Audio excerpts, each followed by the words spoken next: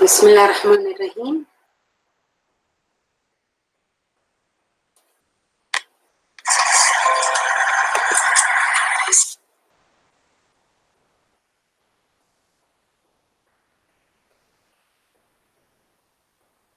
Bismillah ar-Rahman ar-Rahim.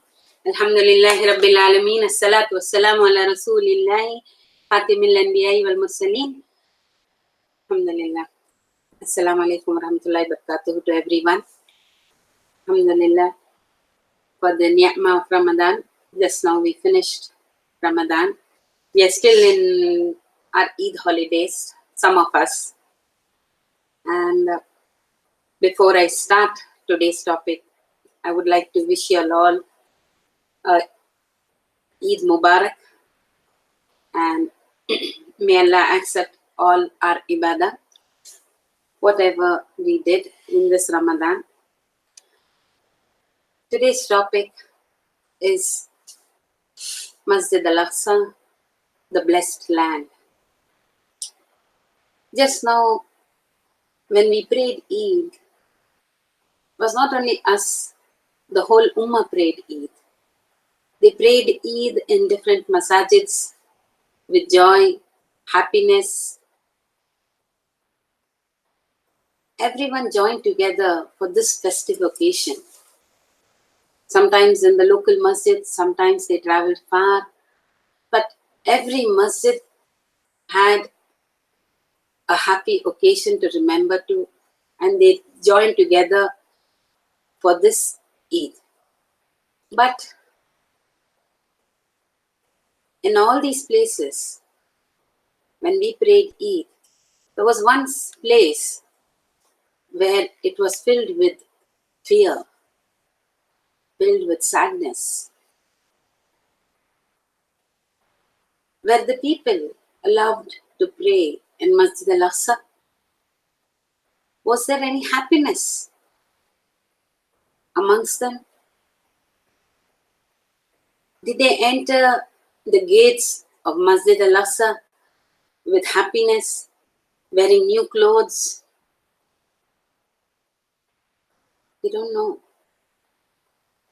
First of all, there are controversial information that they were allowed to pray and some were not allowed to pray. They were supposed to take permission before entering this site. We, in our life, in our academic studies, we learn and we also learn in the past about revolutions, battles, events, wars, conquest. But we sadly neglect the history of our own sacred, blessed land. And if we were asked, or anyone is asked about the most contested area or the most contested land in the whole world, their reply would be Masjid Al Aqsa in Jerusalem. Because for thousands of years, people have been dying to control over it. When Prophet Muhammad ﷺ received the command from Allah subhanahu wa ta'ala to lead the Muslim community in 5 daily prayers, their prayers were directed towards this holy city of Jerusalem. For us, the city of Jerusalem is a very important site. It is the home of numerous prophets of Islam, such as Ibrahim alayhi salam, Ishaq alayhi salam, Yaqub alayhi salam, Dawood, Suleiman, Zakaria, Yahya, and Isa alayhi salam, to name a few. And this city is basically a symbol of Islam's past prophets. Every other prophet after Ibrahim alayhi salam was either born here or buried here or passed through here. When Prophet Muhammad ﷺ made his miraculous journey, the night journey of Isra and Miraj from Makkah to Jerusalem and then the ascent into heaven, that night, it acquired an added importance. This place gave an extra significance to Islam as the place where the Prophet ﷺ led all the earlier prophets in Salah, and then he ascended to the heavens. For us, however, Jerusalem remained a far-off symbol during the life of the Prophet ﷺ and the years immediately after his death. When the Muslims came to control Iraq and then Syria, however, Jerusalem became an Islamic city, a Muslim city, and Al-Aqsa in Jerusalem became one of the most important pieces of land in the Muslim empire. Throughout this war-torn history of this city, this masjid has been a centerpiece of the struggle for Jerusalem, which continues until today. Muslims, Christians, and Jews all considering the land under the masjid as especially holy. The importance of understanding the history of this land is of utmost importance. Allah subhanahu wa ta'ala, He mentions in the Quran briefly of this masjid when He says, Subhanallazi asra bi abdihi laylan min al-masjid al-harami ila al-masjid al-aqsa alladhi barakna hawlahu linuriyahu min ayatina innahu huwa as-sami'un basir. Subhanallah, glorified is He, Asra bi abdihi, who transported His servant, His slave, Prophet Muhammad ﷺ, laylan, by night, min al-Masjid al-Harami ila Masjid al-Aqsa, from the Masjid al-Haram to Masjid al-Aqsa, the Masjid al-Haram of Makkah to Masjid al-Aqsa of Jerusalem.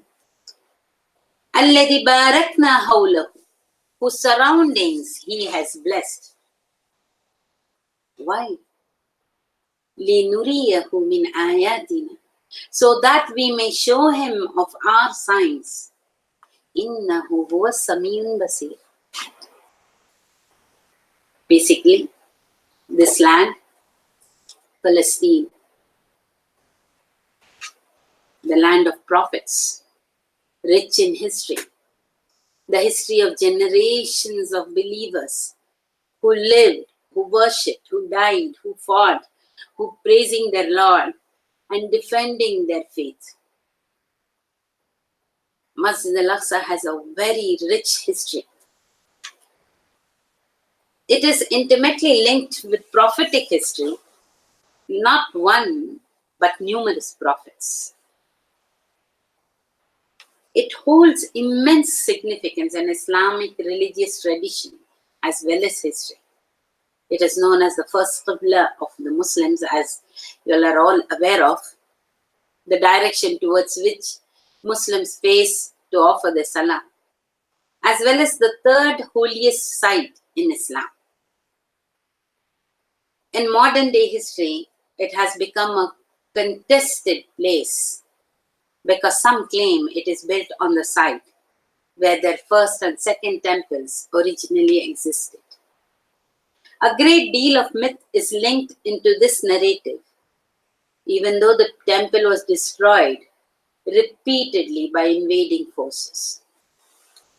So let's go back. Let's find out who built Masjid Al Aqsa. Was it Ibrahim alayhi salam and Ishaq? Was it Ibrahim alayhi salam and Ismail? Or was it the father and son Prophet Dawood and Suleiman al-Islam? Or was it built even much earlier? We know from the Quran, from Surah Al-Baqarah, that the Prophets, that the father and son prophets, Ibrahim and Ismail alayhim as-salam, built the Kaaba by the command of Allah subhanahu wa ta'ala.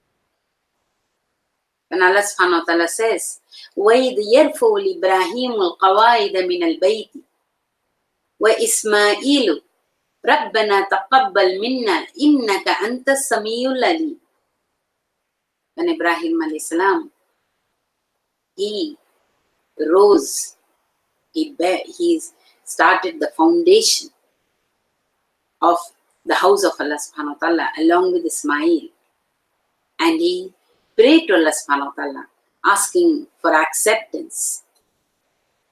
We also know that the Kaaba in Makkah, which is referred over here, built by Ibrahim and Ismail, is the first house of worship of our Rabb on earth. And we are also aware that Ibrahim al-Islam had settled his first son Ismail and his wife Hajar there, again according to the command of Allah subhanahu wa ta'ala. Ibrahim al-Islam, however, did not live in Makkah.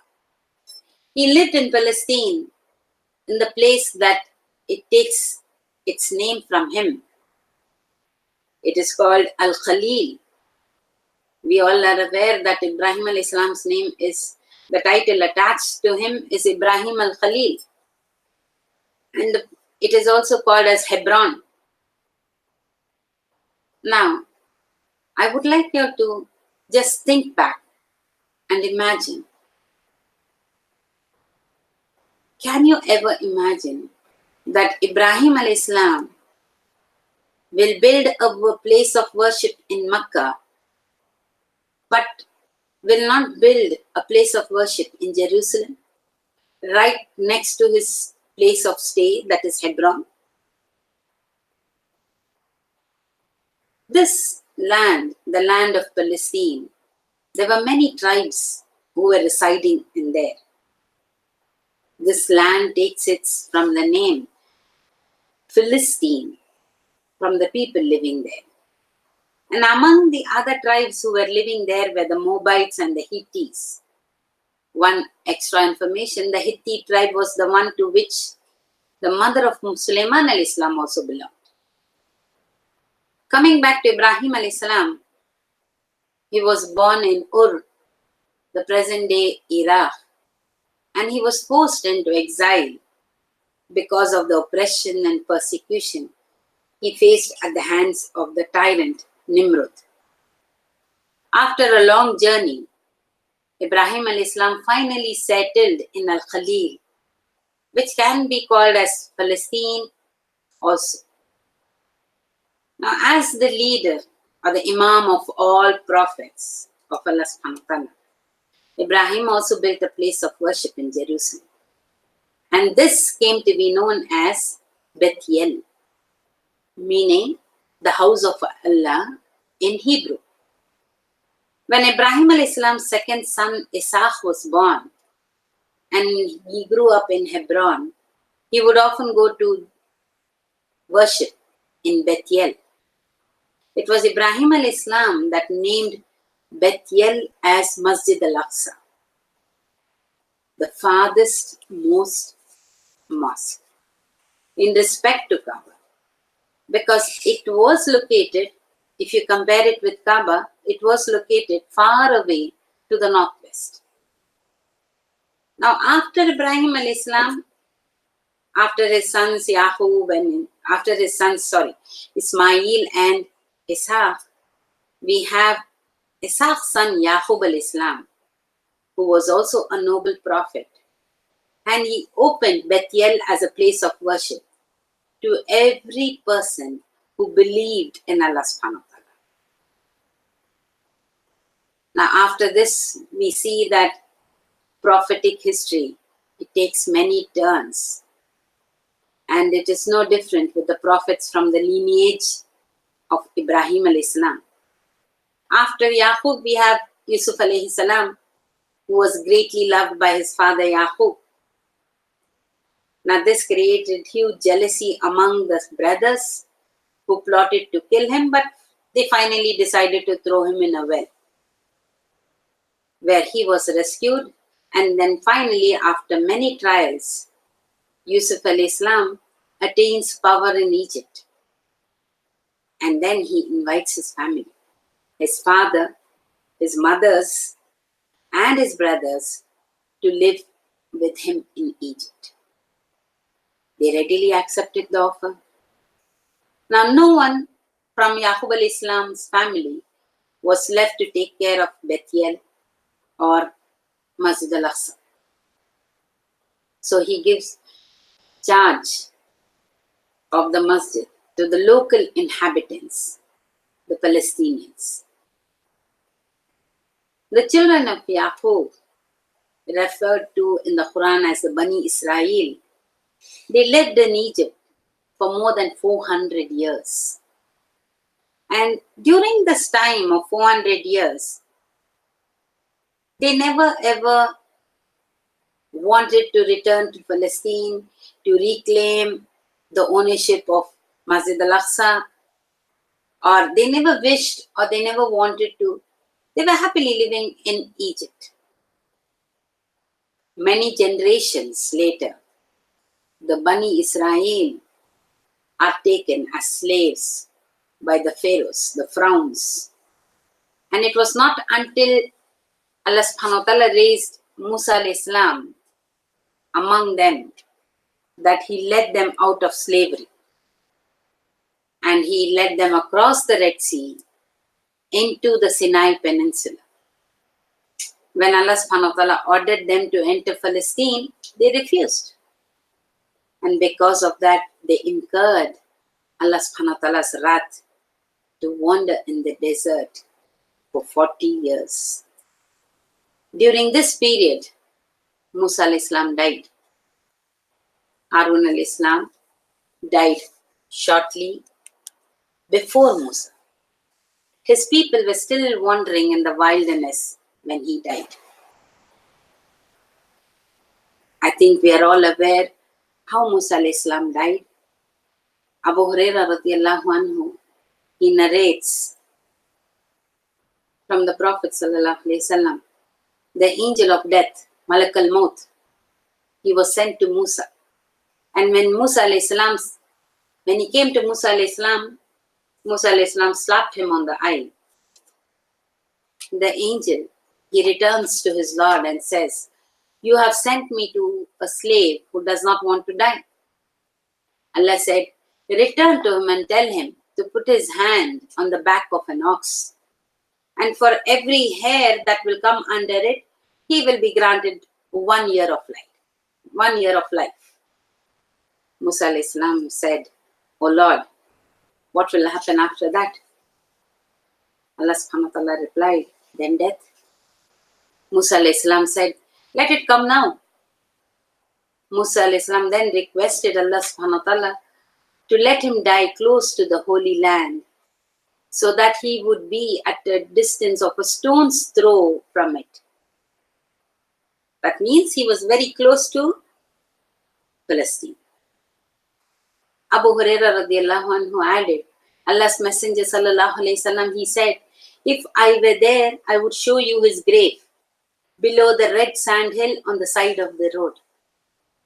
As years passed by, Allah subhanahu wa ta'ala raised another prophet, Dawood al-Islam, who was a soldier in the army of Saul. Because of his courage, Dawood al-Islam was made king, and he enters Palestine to establish his kingdom there. And then comes Suleiman al-Islam. It was Suleiman al-Islam who rebuilt the temple, Masjid Al Aqsa, with the support and help of the local people, mainly the Palestinians. The father and son rule, however, it lasted for a period of 73 years. But after the death of Suleiman, his sons divided the kingdom, and power once again slipped from their hands. A chain of prophets actually emerged from their children. But the Bani Israel were always argumentative, disputing, and refusing to abide by the teachings of the prophets. The Quran narrates that they killed many of their prophets, among them Zakaria alayhi salam, as well as his son Yahya. Allah subhanahu wa ta'ala says, وَبَاءُوا بِغَضَبٍ مِّنَ اللَّهِ. They actually incurred the wrath of Allah, the anger of Allah. Why? ذَلِكَ بِأَنَّهُمْ كَانُوا يَكْفُرُونَ بِآيَاتِ اللَّهِ. They denied the ayahs of Allah subhanahu wa ta'ala. وَيَقْتُلُونَ النَّبِيِّينَ بِغَيْرِ الْحَقِّ. And they killed, they murdered the prophets when they had no right to do it. ذَلِكَ بِمَا أَسَوْا وَكَانُوا يَعْتَدُونَ. And that is how they disobeyed. We come to the period of Suleiman al-Islam, after Suleiman and before Isa al-Islam. Palestine, actually until this time after Suleiman al-Islam, it was invaded many times during this period. But the most important invasions were the first invasion by the Babylonian king, Bakht Nasser. In Arabic, it is known as Bakht Nasser, but in English, he is known as Nebuchadnezzar. He laid siege to Jerusalem and he took over the city and Palestine in the year 587 before Isa al-Islam. That is before the Christian era. And when he took over the city, he destroyed the temple. He destroyed Masjid Al Aqsa. And he made all the people, he took all the people as his slaves.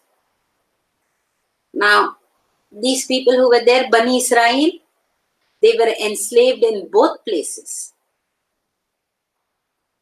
That is Egypt, at that time it was called Nile, and in the Euphrates by the Babylonians, both of them.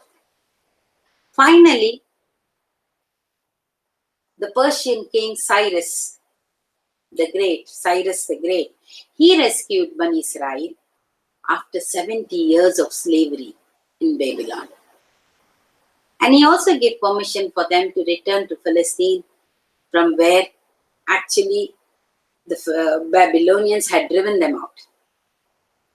Now, this was the period when the Persians and the Romans, they were at the height of their fame.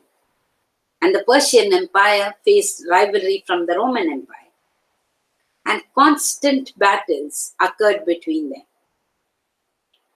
Now, in the year 70, before Isa al-Islam, before the Christian era, the Romans captured Jerusalem and they destroyed Masjid Al Aqsa one more time. This is the second destruction. The first destruction was by the Babylonian king Nebuchadnezzar. Now comes the second destruction, and this is by the Romans who captured Jerusalem and they destroyed it. Now, 65 years later, the Bani Israel, they tried to revolt. And this revolt is called Bar Kokhba revolt. This took place, the Romans massacred the Bani Israel at this time. And they even dug out the foundations of the Masjid Al Aqsa. You know, this Bar Kokhba revolt, it actually started with high hopes, but ended with violent despair. The Bani Israel were actually handed expectations of a homeland and a holy temple, but in the end were persecuted and they were sold into slavery. During the revolt itself, the Bani Israel gained enormous amounts of land. And in the final battle, they were crushed. During this period, it was Hadrian. He was the emperor, the Roman emperor at that time. He was very sympathetic to the Bani Israel, basically the Jews, and he allowed them to return to Jerusalem, and he granted permission for the rebuilding of the Holy Temple. So the Jews' expectations rose very high. They started making preparations financially and in organizing it also to rebuild the temple. But Hadrian, he quickly went back on his word, and he requested that the temple of the site of the temple to be moved from its original location. And he also started deporting the Jews or the Bani Israel to North Africa. Now the Jews were prepared to rebel with Hadrian, and they started secretly preparing in case a rebellion would later become necessary. They started building hideouts in caves, and whatever weapons they built for the Romans, they did very careless work so that the Romans would reject the weapons and it would come back to them. Then after a period of time, they started launching surprise attacks against the Romans. From that point onwards, life got worse for the Jews. Hadrian did not leave them alone. He brought an extra army and into Palestine to stop this terrorism or this act against him. And approximately in a few years, Hadrian began to establish a city in Jerusalem, and he called it Alia Capitolina, the name being a combination of his own name and that of the Roman god Jupiter Capitolinus. He started to build a temple to Jupiter in the place of Masjid Al Aqsa. As long as Hadrian remained near Palestine, the Bani Israel, they kept quiet. The Jews kept quiet. When he left, they began the rebellion in a very large scale. They seized towns, they fortified them with walls and underground passages. Then, under the strong leadership of Shimon bar Chokhmah, the Bani Israel captured 50 strongholds in the whole state of Palestine and 985 undefended towns and villages, including Jerusalem. Now, Jews from other countries, the Bani Israel, what they did, they started minting coins with the slogans such as the freedom of Israel, and it was written in Hebrew. Finally, Hadrian, he dispatches a very stern governor who invaded Palestine, and there was a sea of battles against them. The turning point at this time was because of this governor who, instead of waging open war, he went and besieged the fortresses of the Jews, and he held back food until they grew weak. Only then did his attack escalate into war. The Romans, they demolished all 50 fortresses and all the villages. The main conflicts took place in Palestine and few other areas.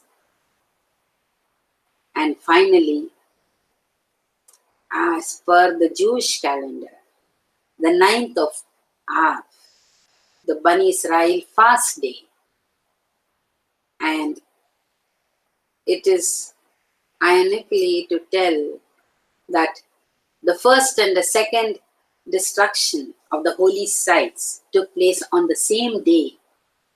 The walls of Palestine fell down.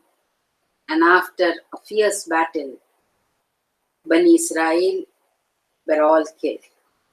6 days passed even before the Romans allowed the Bani Israel to bury their dead.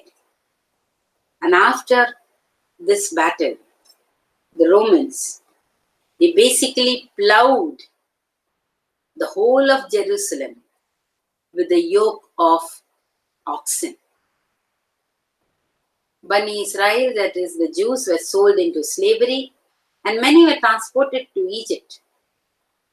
After this, there were no settlements of the Jews rebuilt again.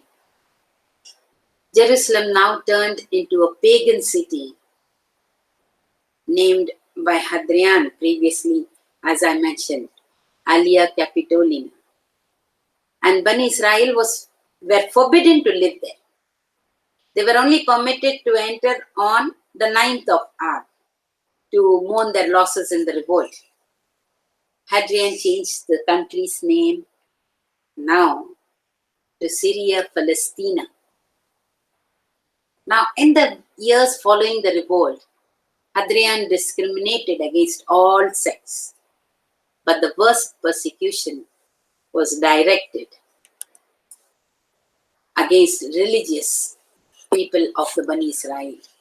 He made anti-religious decrees forbidding the study of the Torah, forbidding the observance of Sabbath, forbidding circumcision, forbidding Jewish courts, meeting in synagogues, and many other ritual practices. Some of the Bani Israel, they adjusted, but some of them did not adjust and compromise, and these people were martyred. This age of persecution lasted throughout the remainder of Hadrian's reign. Now, basically no temple. The temple was no more. Jerusalem had been conquered. Rome had asserted its might and crushed the great revolt of the Jews. Now there should be quiet. There should be silence, but hardly. Because the level of hostility and mistreatment of the Jews, they escalated throughout the Roman Empire to the extent of becoming unbearable. In response, the Jews revolted several times more. Each time, thousands of their numbers were killed.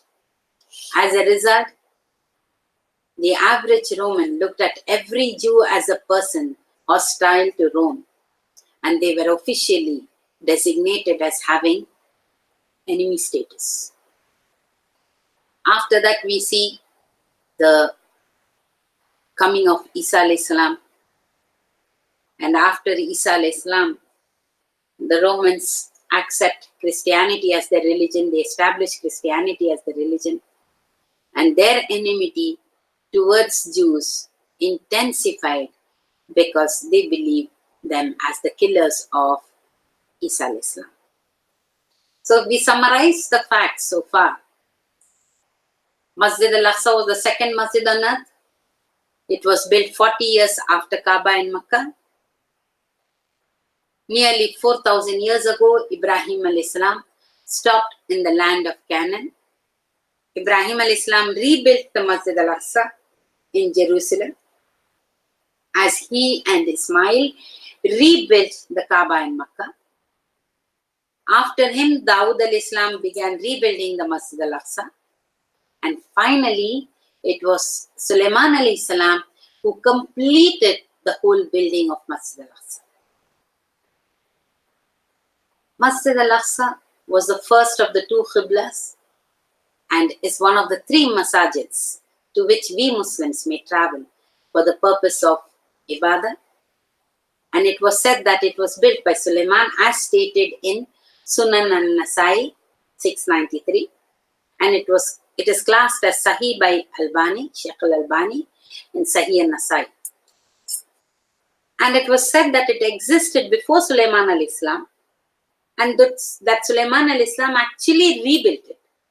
This is based on the evidence narrated in Sahihain from Abu Dharr al-Ghifari radiyallahu anhu, who said, I asked, O Messenger of Allah, which masjid was built first on earth? He said, Al-Masjid Al-Haram in Mecca. I said, then which? He said, Al-Masjid Al Aqsa.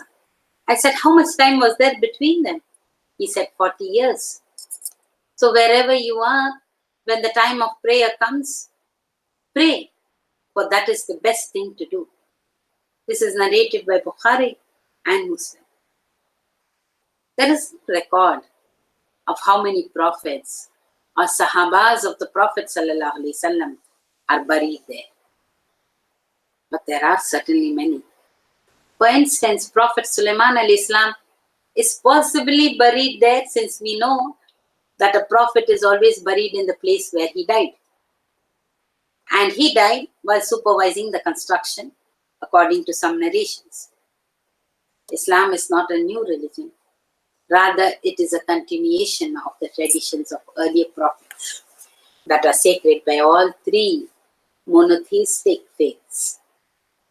The message of Muhammad ﷺ only continues and perfects the messages of Ibrahim, Musa, and Isa alayhimus salam, which is corrupted over time. Thus, we believe the temple of Suleiman in ancient times was in fact part of our own religious history when Muslims conquered Jerusalem in 637 during the Khilafat of Omar bin al-Khattab radiallahu anhu. They sought to resurrect Jerusalem as a place of worship. The Jews rebuilt the temple on the same site in 167 before Christian era, but it was destroyed in 70 and Jews were banished from Jerusalem. We are aware of that. Now, coming to history, the ancient temple of Jerusalem had been built numerous times, and at present, most recently by Herod around 20 Christian era. And by 70 Christian era, the Romans destroyed the temple after a Jewish revolt in Palestine. After this, the Jews were forbidden from entering the city. In a short time, there were no Jews living around the city. And the Roman inhabitants, they started using the area of the masjid as a garbage dump. Just imagine, the site of Masjid Al Aqsa remained barren. No salah was conducted there, and it was used as a rubbish dump for nearly 600 years. The area where the temple stood remained as a wasteland for the next few hundred years. So when Umar radiallahu anhu entered the city and went to see where his religious forefathers, such as Dawood al-Islam and Suleiman al-Islam, had worshipped, which was also the place where Prophet Muhammad ﷺ had worshipped during Isra and Miraj, he found the area filthy and unusable as a masjid. However, he decided to clean the area and build the Aqsa Masjid. As was his custom, he worked alongside the Muslims in cleaning and purifying the area. They erected a basic masjid that could fit about 3,000 people at the southern end of the Temple Mount, now known by the Muslims as Haram al-Sharif, the noble sanctuary. Umar bin al-Khattab began the foundation of Masjid Al Aqsa, and a timber masjid was built. Now, what did Umar radiallahu anhu do? His actions. He liberated the city. He cleared the trash with his bare hands. He also ended the centuries-old exile of the Jews. And how did he do it? He invited 70 families of the Jews of a nearby refugee village back into Jerusalem, giving them the right to return after centuries. that is after 600 years in exile. This behavior, the Jews seem to have forgotten. For the Muslims, they did not see this as a trampling of the holy sites of other religion. Since the same prophets are mentioned in the Old Testament, in the Injil and the Torah, and they are accepted as Muslim prophets, the new masjid was seen as a continuation of those earlier places of worship. And as per the articles of faith, we are aware that belief in all prophets is a compulsion to all Muslims. And this went in line with one of the central themes of Islam, that it was the perfection of earlier monotheistic faiths. Khalifa Abdul Malik bin Marwan. Now, after Umar radiallahu anhu, we come to this person, the Khalifa, the Umayyad Khalifa. He began the construction of what we see as the Dome of Rock. Today, this is the golden domed masjid. The Dome of Rock, what is likely to be the first dome ever built in the history of Islam. And this was built by the Umayyad Khalif Abdul Malik bin Marwan. It started like a wooden door, made of wood, with either a brass or lead or ceramic cover, this dome. But almost 1,000 years later, during the reign of the Ottoman Caliph Suleiman the Magnificent, the distinctive gold layer was added to the dome, along with the Ottoman tiles to the front of the building. Now, coming to the whole description of the Haram al-Sharif. For decades, this simple structure built by Umar remained the main building on the Haram. But in 690, the Khalifa Abdul Malik al-Marwan of the Umayyad dynasty, he rebuilt the Masjid Al Aqsa, much larger, more stable than the masjid that Umar radiallahu anhu had built. The basic plan of the current masjid dates from this construction. But Abdul Malik Marwan's architectural achievement, however, was that of the construction of the dome 200 meters to the north, the Dome of Rock. Above the rock, the Dome of Rock actually is a piece of rock where some Muslims believe that Prophet ﷺ ascended to heaven. And on above this, Abdul Malik bin Marwan, he built the magnificent Dome of Rock as a part of Masjid Al Aqsa. Now, it is not a separate house of worship, nor was it meant to be a separate, nor was it meant to compete with Masjid Al Aqsa, but it was meant as a go together with it. Using the architectural traditions and the mosaics that the Umayyads had learned from the Byzantines, who ruled the area before them, the dome immediately became one of the focal points of Islamic architecture in the 600s. The Dome of Rock was built at the very summit of the Haram complex and is thus one of the most impressive and notable buildings of the city. It has an octagon shape. It is of an octagon shape, from which rises a 20-meter dome that was originally covered in lead sheets. Calligraphy adorned both the inside and outside of the building, with some of the oldest existing Quranic inscriptions being inside the dome of the building. But Umayyads did not stay for long. The fall of the Umayyads in 756 Christian era, Jerusalem came under the control of the Abbasid dynasty. The new Abbasid Caliphs had their capital in the Iraqi city of Baghdad, and they did not put much emphasis on Jerusalem as the Umayyads had. As such, the Haram did not receive any attention or money as it had during the Umayyad period. Nevertheless, despite the neglect it received from the Caliphs, Jerusalem continued to be an important place of pilgrimage. And Masjid Al Aqsa itself remained as the center of Islamic life in the city from the 600s through the 900s. Despite many earthquakes during the period, which actually required numerous renovations,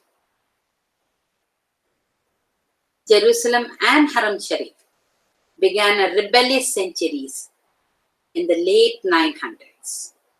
The Fatimid Empire, which was based in Egypt, took control of Jerusalem in 970 Christian era after defeating the Abbasid troops nearby Ramallah. The Fatimids belonged to the Ismaili sect of Shiism, which many Islamic scholars historically have classified as outside the fold of Islam itself. And they themselves, the Fatimids themselves consider that they are outside Islam, they are not Muslims. Now, what happened during this period to Masjid Al Aqsa? It had a very terrible outcome.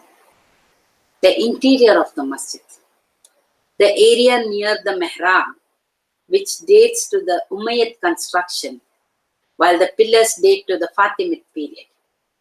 Since the beginning of Muslim rule over Jerusalem, the masjid and the haram in general had been centers of Islamic knowledge.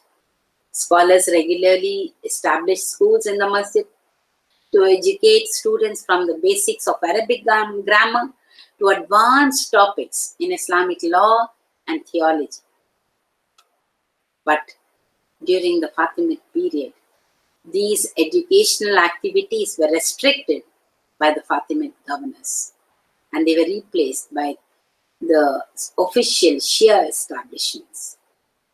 The famous Palestinian geographer Abu Bakr al-Maqdisi, he writes in 985 Christian era that in Jerusalem, jurists remain unvisited, pious men have no recognition, and the schools are unattended, for there are no lectures. He is troubled actually by the lack of Islamic education in the city, which had been frequented by scholars, such as even Imam Shafi in the past. The worst period of Fatimid rule ended up being the reign of Al-Hakim, which began in 996 Christian era. He went far beyond previous Fatimid rulers in his oppression of Orthodox Islam. He declared himself divine, Naudhubillah, demanding thus his name replace the name of Allah subhanahu wa ta'ala in Friday sermons. He even banned the fasting in the month of Ramadan, and he prevented Muslims from going for Hajj to Makkah.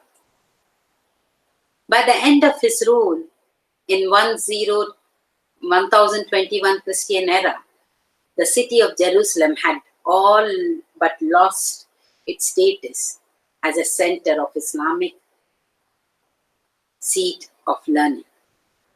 Beyond that, he also oppressed Christians and Jews in Jerusalem, and he destroyed the Church of the Holy Burial Chamber, which was actually in direct conflict with Islamic law and the promise made by Umar radiallahu anhu.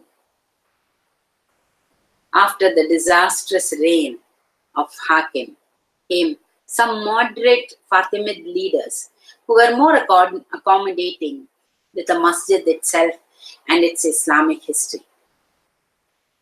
In 1030 Christian era, After a disastrous earthquake, the Aqsa Masjid was renovated by the Fatimids.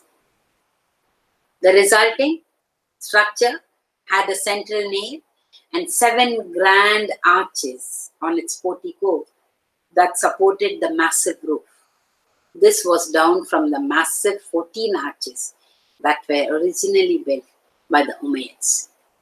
Today's masjid is more or less unchanged from the Fatimid construction. The frontage or the portico of the Aqsa Masjid.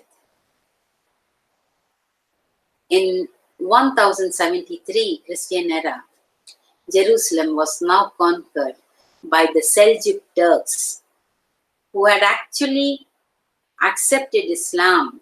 They were recent converts to mainstream Islam, and they belonged to Central Asia. From an Islamic perspective, Aqsa was now back in the capable hands of a very powerful Sunni state, which brought back Islamic scholarship to the city. Schools were established, learning centers were built, and the Haram area changed to an area of teaching. The Shafi and the Hanafi schools of Islamic law were taught. The intellectual life in the city began to flourish again. Scholars began to visit the city. They began to migrate to Jerusalem to learn as well as to teach from across the Muslim world. Particularly during this period, Abu Hamid al-Ghazali moved to the city of Jerusalem in 1095. He lived in the Haram along the eastern wall of the city, and he spent the next few years in prayer and seclusion in the Dome of Rock and the Masjid Al Aqsa. During this time, he wrote the incredibly influential The Revival of the Religious Sciences, which revolutionized the way Muslims approached topics such as spirituality, philosophy, and Sufism. One of the most famous books in Islamic literature is Ihya Ulum ad-Din, which was written by this great scholar, Abu Hamid al-Ghazali. It is said that he sat on the eastern walls, and wrote this masterpiece. He is a man that is revered by all schools of thoughts for his ability to plunge into the depths of human soul while remaining anchored to Quranic and prophetic teachings. What most people don't know is that Ghazali for a time lived in Masjid Al Aqsa and wrote the book there. A building in the masjid marks the site of his old room also. The revival of the intellectual Muslim life around the Masjid Al Aqsa would not last, however. Very sadly, because the Haram's Islamic nature will soon be erased in 1099 with the coming of the Crusaders. So to summarize so far, we saw the early history of the third holiest site in Islam, the Aqsa Masjid. From a Roman and Byzantine dumping site to a modest masjid built by Omar bin al-Khattab, to a giant complex crowned by the Dome of Rock in the Umayyad times, Islam played a major role in the history of Haram Sharif complex in the early centuries of Islam. As the Fatimids came to power in the 900s, Orthodox Islam was replaced by extremist Ismailism and Fatimid propaganda. But Alhamdulillah, the Seljuk Turks were brought back in. They captured Jerusalem and they brought back Masjid Al Aqsa to its glory. Now we will look at the threat the Crusaders posed to the masjid and the subsequent history of the area of the Mamluk and the Ottoman times. In 1095, the Byzantine Emperor Alexios requested help from Pope Urban II in Rome in his never-ending war against the Seljuk Turks. in Anatolian Peninsula. The Pope's response was the First Crusade. Now, the Pope's purpose was not to fight the Seljuks, but actually to conquer Jerusalem from the Muslims and establish a Catholic kingdom in the Holy Land. Despite being in the heart of the Muslim world, Jerusalem was exposed to the Crusaders. Reason? Disunity. Disunity was the prime element in the Middle East among the Muslim governors and generals. As the Crusaders passed on towards Jerusalem, most cities refused to fight the Crusaders, and they allowed them to continue on their way to the holy city. Such a sad sight. In 1099, the Crusaders reached Jerusalem, which had recently been recaptured by the Fatimids from the Seljuks. Because of the back and forth warfare between the Fatimids and the Seljuks, neither side were in a position to defend the city effectively. And on July 15, 1099, the Crusaders managed to fight their way over the walls and into the city. When the Crusaders entered, one of the most horrific events in the history of Masjid Al Aqsa was committed. Since the Crusaders made very clear that they will not be taking any prisoners, a large portion of the Muslim population of the city, they fled to the masjid and they sought safety there. But they believed that the Crusaders will not harm them inside the masjid, being a holy site. Being a holy site or not, the Crusaders were determined to be done with every Muslim in the city. They entered the masjid with weapons drawn, determined to kill everyone in the masjid. When the first Crusaders took Jerusalem, they found the majority of the Muslim population locked up in Masjid Al Aqsa. They slaughtered roughly 70,000 of them. And they converted the masjid built by Umar radiallahu anhu, which now was known as the Qibli Masjid, into a palace. The dome of rock was made into a chapel, a church, and the underground chambers was made into a stable. The Muslims who survived, there were a few Muslims who did survive the initial massacre, but all those who survived the initial massacre, they were crucified on a large cross placed near the center of the masjid. This was the only cross that was broken by Salahuddin and Ayyubi. The massacre which followed killed thousands of Muslims in the masjid. For the Crusaders, they thought this was a necessity, cleaning the holy place. Numerous Crusaders, they wrote very proudly about this massacre. One even wrote about how wonderful of a sight it was to see the Crusaders up to their knees in blood in the masjid. For the Muslims, this was the worst tragedy to befall the masjid in its history. For the Crusaders, the elimination of Jerusalem's Muslims allowed them to go about transforming the haram in their own vision. The first ruler of the new kingdom of Jerusalem, Godfrey, he took up residence in Al-Aqsa Masjid. The interior of the masjid was completely renovated to turn it into a palace with new walls, rooms, and gardens.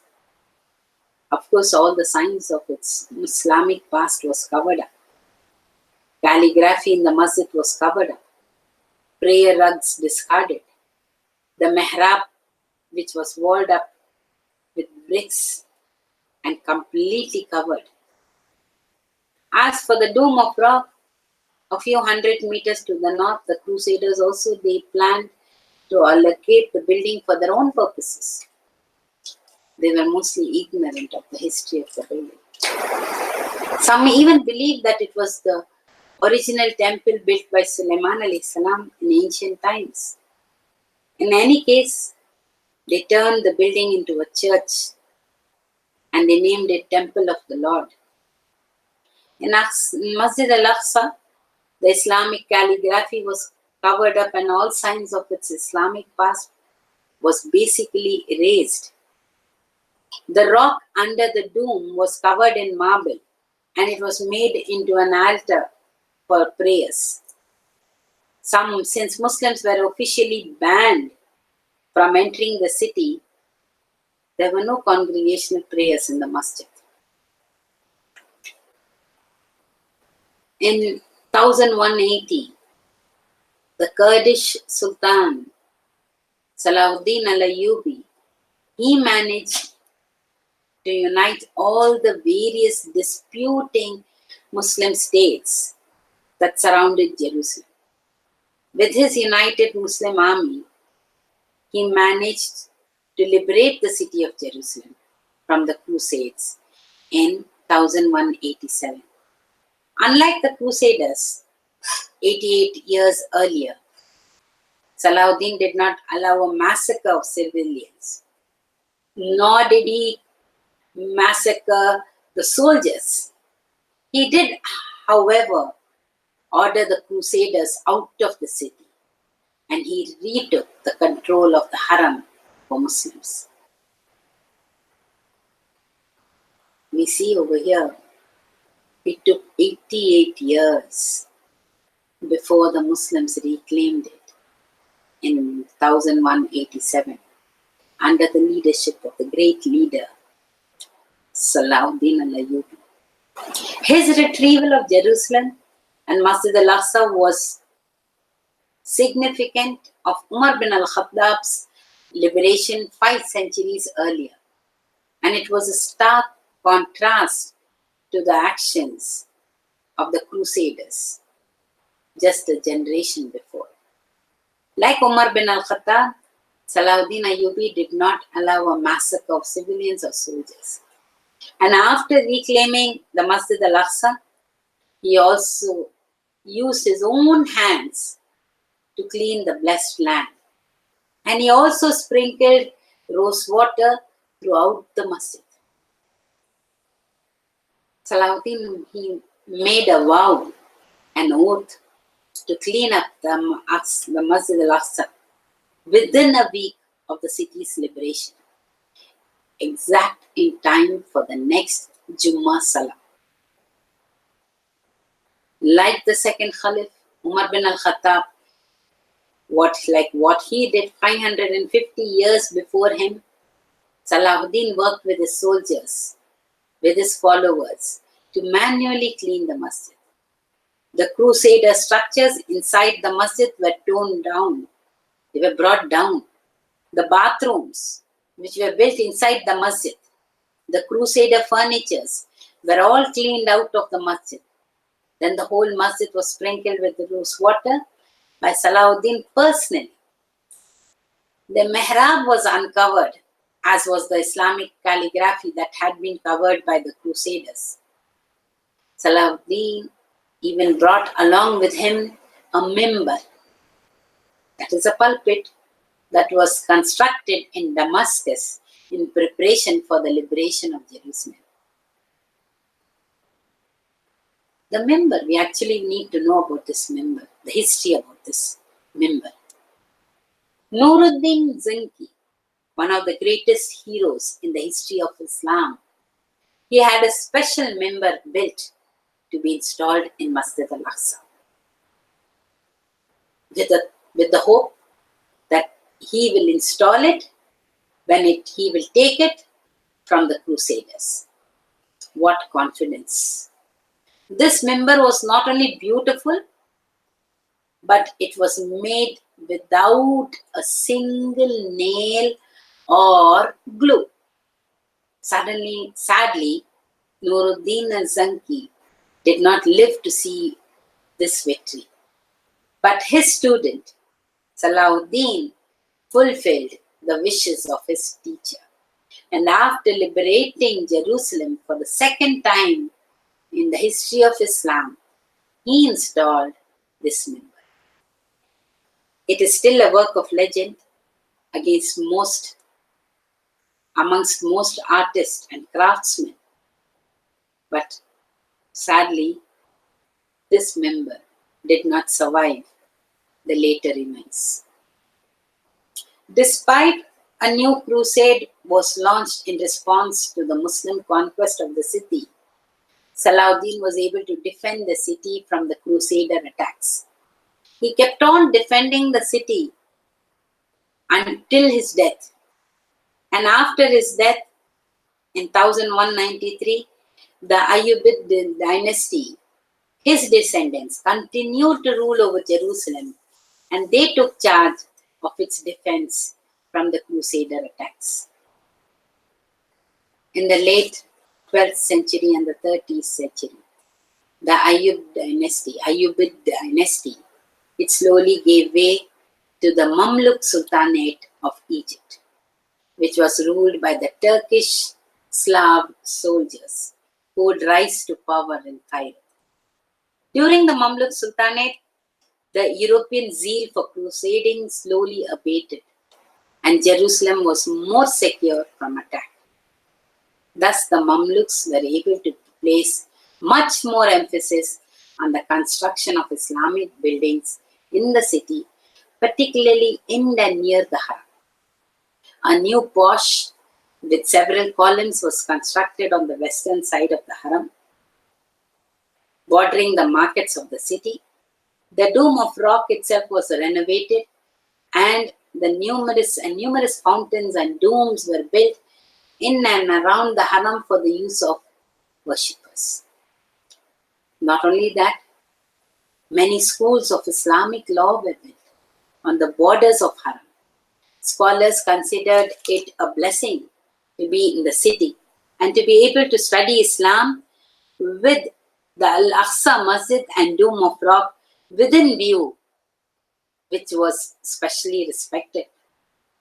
Muslims from North Africa, Persia, even as far as the Indian subcontinent and China, Indonesia, flocked to the masjid to study and worship.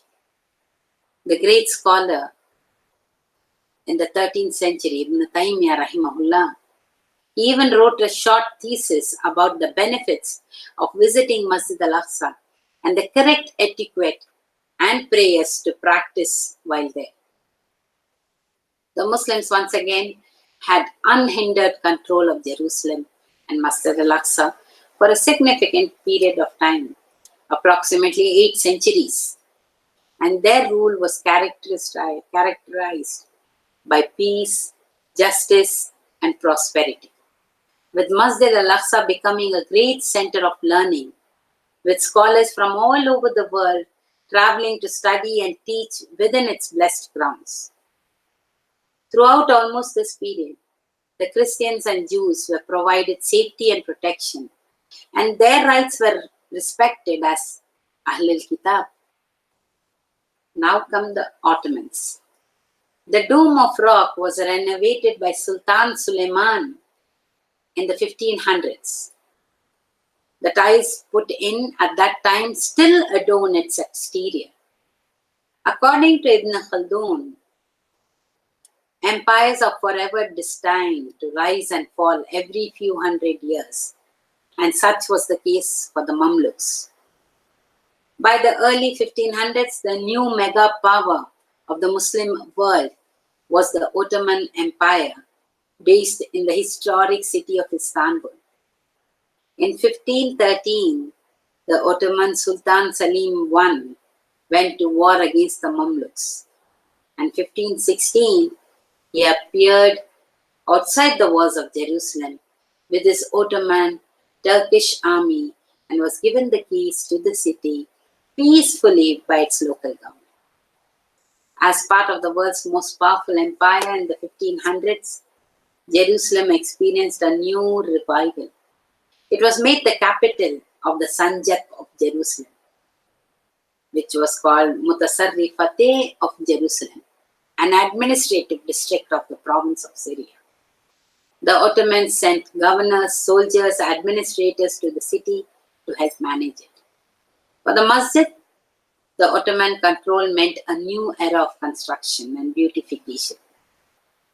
Salim's son, Suleiman al-Qanuni, came to power in 1520. During his reign, the Dome of Rock was completely renovated, magnificent. The exterior of the building was covered in marble, colored tiles, and calligraphy. Verses from Surah Yasin decked the top of the walls, which still can be seen today. Suleiman also commissioned a fountain near the main entrance of the Aqsa Masjid, which is still used by the worshippers to do wudu. For the city itself, Suleiman ordered his head architect, Memar Sinan, to rebuild the walls around the city, which also survives until today. Now we come to the British and the Israelites. For centuries under the Ottoman rule, Jerusalem and Aqsa Masjid maintained a healthy status quo.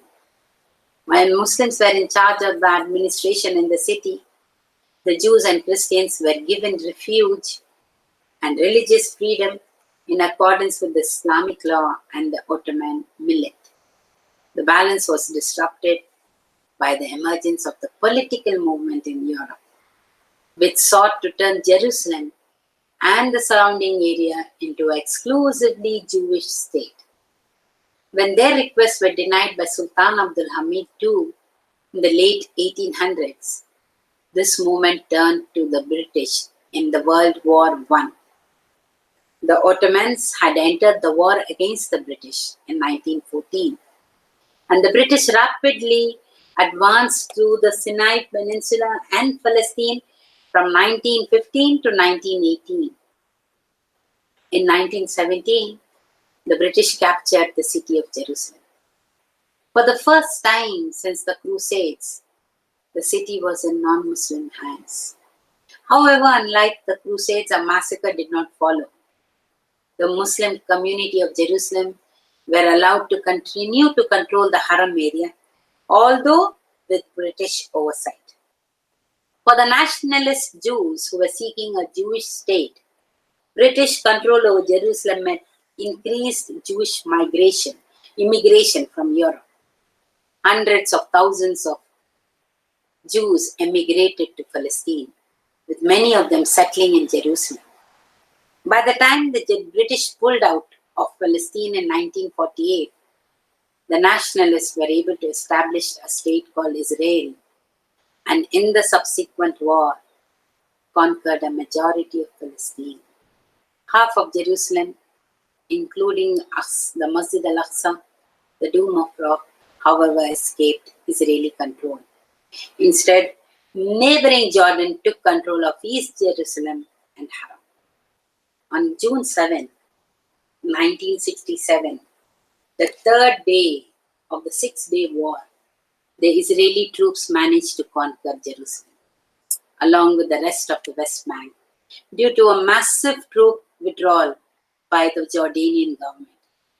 Israeli troops entered the Haram with relative ease, and they flew an Israeli flag from the top of the Dome of Rock. For Muslims, this was an epic catastrophe that marked a turning point in the history of the masjid. Adding to the tension, a large part of the Masjid Al Aqsa was damaged by a fire in 1967 that was started by an Australian Jew who hoped that the masjid destruction would pave the way for the second coming of Isa alayhi salam. The resulting inferno enveloped the entire Qibli Masjid. The Muslim world awoke to scenes from the worst of nightmares. Desperate Palestinians tried to put the flames in any way they could, put out the flames in any way they could. An entire ummah hung their head in shame. Much of the ancient calligraphy was destroyed, along with the member of Saladin. With the Israeli occupation of the city, any Muslim entrance into Jerusalem became strictly controlled. Even today, most Muslims, not from Jerusalem itself, are strictly prohibited from entering Jerusalem and praying in the Masjid Al Aqsa. A Muslim-controlled Waqf officially controls the Haram area itself, but entrance into the Haram is managed by the Israeli police, who reserve the right to prohibit people from entering. As it has been throughout its long history, Aqsa is once again the center of Muslim religious life in the city, as well as tension with other groups. With Israeli advance and the Muslims' world division and infighting, the future of Aqsa Masjid is once again uncertain. There are multiple masjids on the site that we know as Masjid Al Aqsa. We think of Masjid Al Aqsa as the building of southernmost corner of the masjid. In fact, that is the Qibli Masjid. It is so called because it is closest to the Qibla. The whole mount is Masjid Al Aqsa and is sometimes referred to as Haram al-Sharif to prevent confusion. But there are other masjids present in the site which are usually connected to historical incidents. Example, the Buraq Masjid, the Marwani Masjid, and more. Since then, the masjid has been rebuilt and refurbished, but the assaults against the third holiest site in Islam continues to this day. Excavations undermining the foundations of the entire masjid, unauthorized visits, daily threats to rebuild the old temple are all currently underway. Masjid Al Aqsa still waits for us to enter into it. For Muslims, it holds a very important place in our hearts.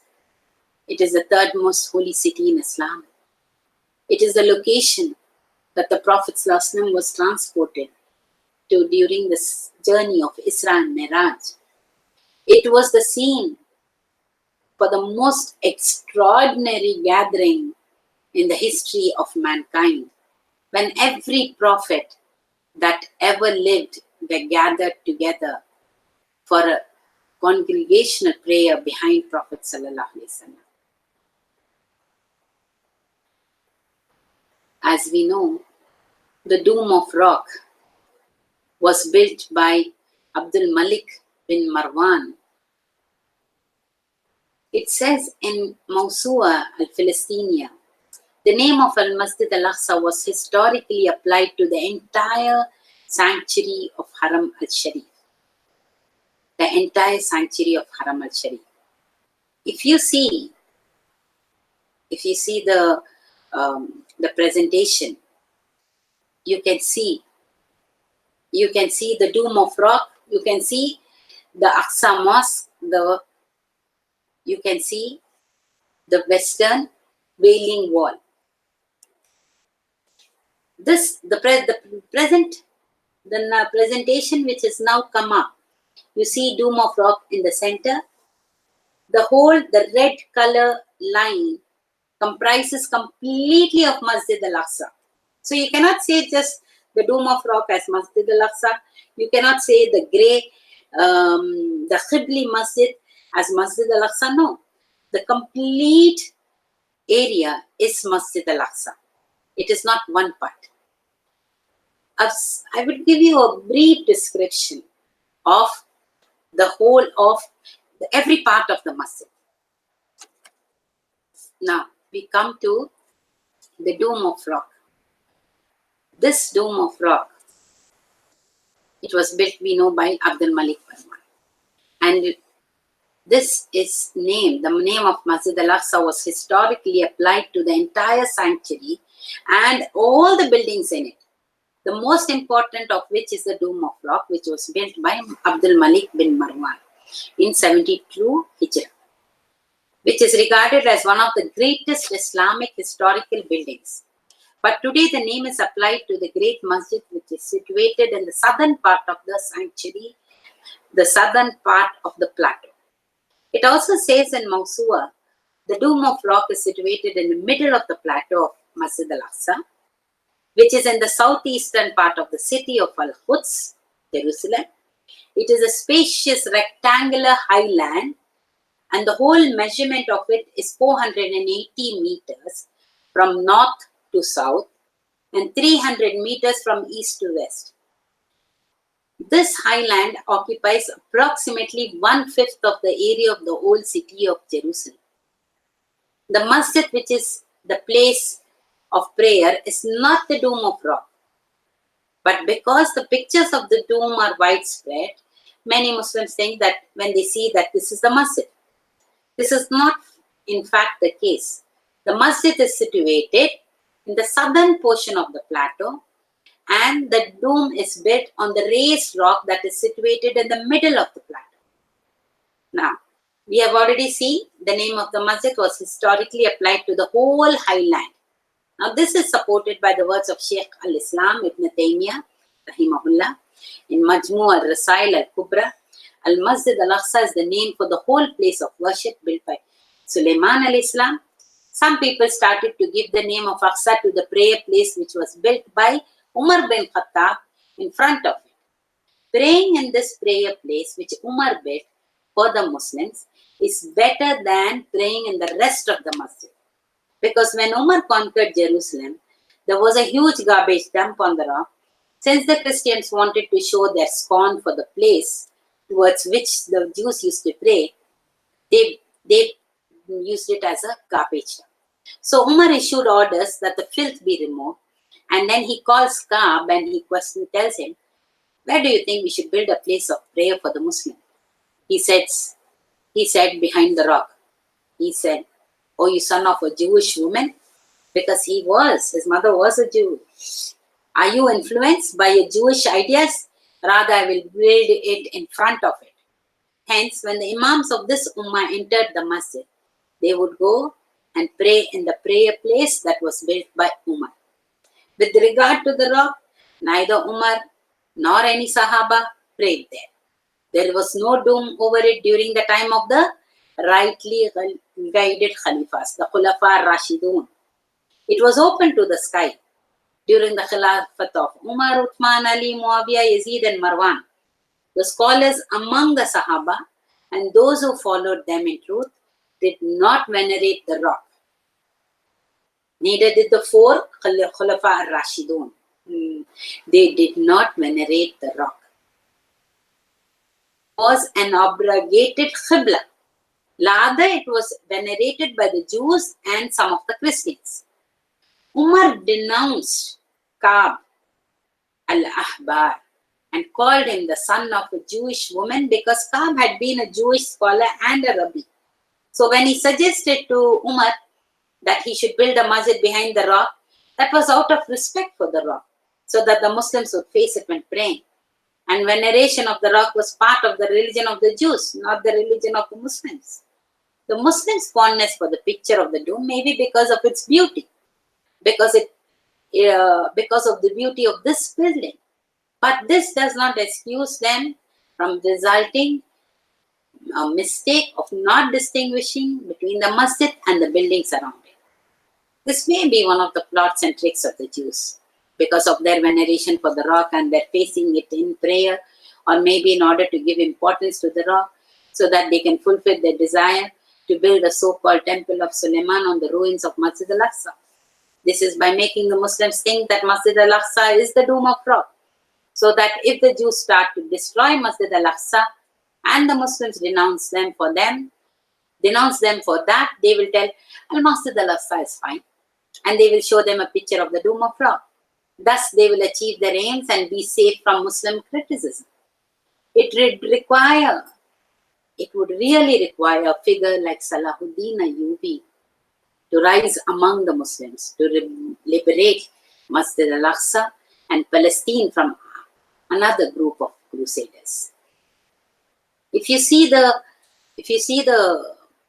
presentation, you can see the Buraq wall, and you also see Masjid Al Buraq. The Buraq wall is actually the place where Prophet Sallallahu Alaihi Wasallam tied the Buraq when he went for the night journey, Isra and Miraj.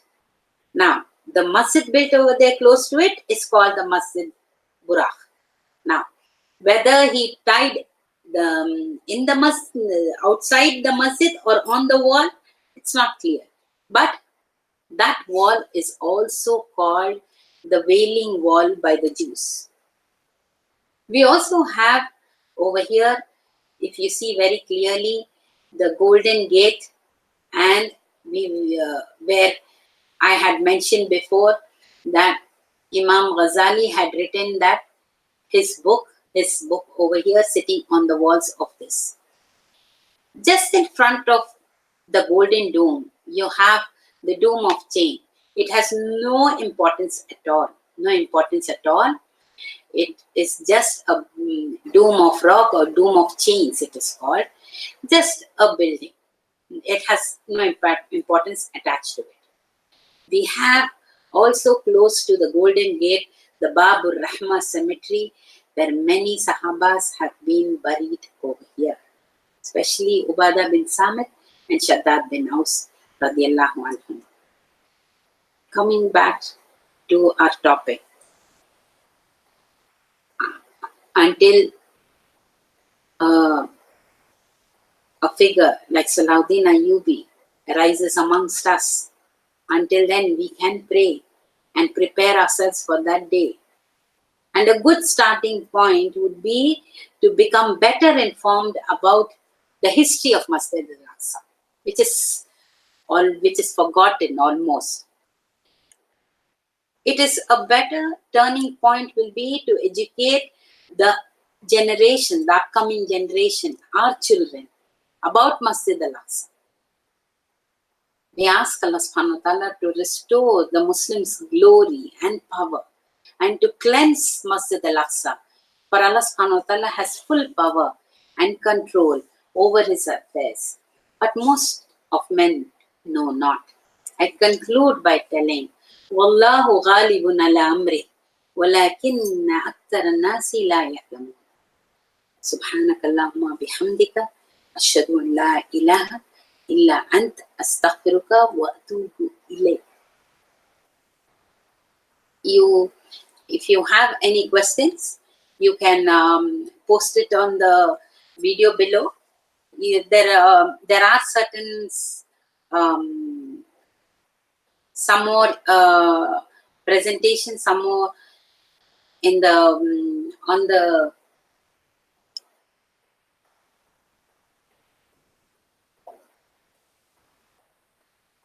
if you have any question regarding the templates, or if you have any question regarding the PowerPoint, or any questions on the lecture, any doubts, you can post it over there. Inshallah, I will try my best to answer as soon as possible. Jazakumullah khair for listening.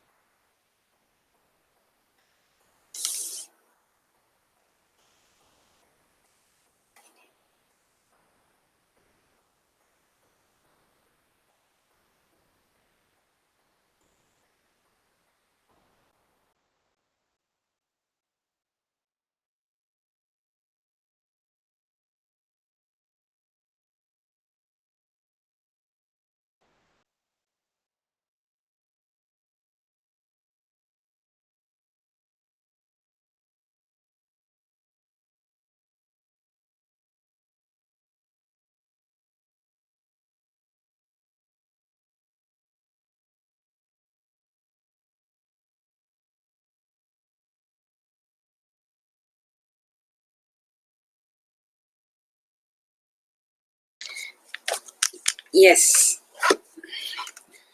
Bismillah ar-Rahman ar-Rahim. This question is regarding about Musa alayhi salam. Not exactly as Palestine. He was not buried exactly as in Palestine, but very close to it, because the hadith Abu Hurairah radiallahu anhu narrates from Prophet sallallahu alaihi wasallam regarding it, that they were wandering actually after his after he leaves Egypt and he comes to Palestine, he enters Palestine. Over there, they are wandering after the revelation of the Torah. After the revelation of Torah, for a period of time, they were wandering. His people were wandering in the desert, and because of they were not happy, they were questioning, and they wanted to go back.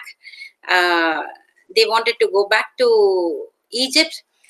They were sentenced to, you can say, the wrath of Allah subhanahu wa ta'ala, and for a period of 40 years they were wandering in that. And that is the time when Musa alayhi salam passed away. He did not reach Palestine. We have the hadith which says that Allah's messengers, what he said, he requests Allah subhanahu wa ta'ala to let him die close to the Holy Land, so that he would be at a distance of a stone's throw from it. And Allah's Messenger sallallahu alaihi wasallam, he said that if I were there, I would show you his grave below the red sandhill on the side of the road. So it was very close to Palestine, but exactly where is what we are not sure about it.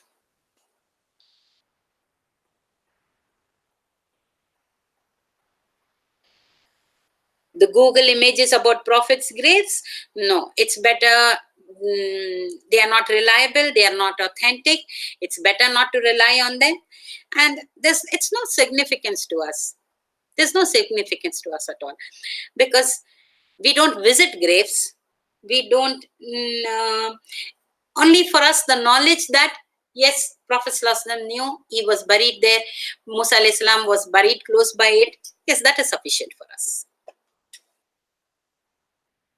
I know, I'm aware that there are many people who put up posts about Ayyub al-Islam's grave, and I think in Oman, there's another prophet's grave. It's a waste of time. It's not required for us. Not at all required for us. Barakallahu feekum.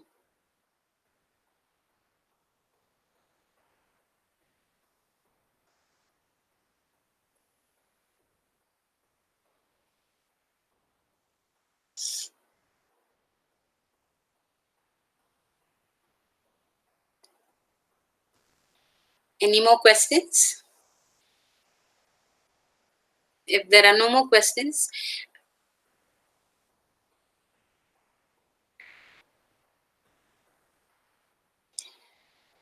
if I pray to Allah subhanahu wa ta'ala that this is one of the 3 places we have to visit. And I would love you all to make dua that Allah gives us a chance, gives us an opportunity in life to visit this place. Because Masjid Al-Haram, Masjid Al-Nabawi, we always visit. But having the intention, making dua to Allah subhanahu wa ta'ala, oh Allah, give us the opportunity to visit this place of ours, because this is also a place of ours. So let us revive the sunnah. Let us visit this place. But we need to make dua to Allah subhanahu wa ta'ala for visiting this place.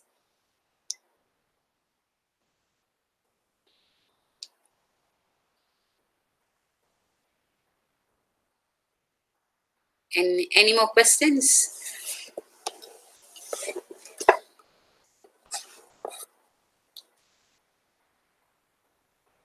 Jazakumullahu khair to everyone. Jazakumullahu khair for spending your time, for valuable time. And I would like to convey my gratitude to Islamic Reflections to giving me a platform to speak over here. Jazakallah khair to all the organizers for giving me a platform. May inshallah may Allah give barakah and give us more opportunities, give me and others more opportunities to speak and to spread the knowledge of Islam.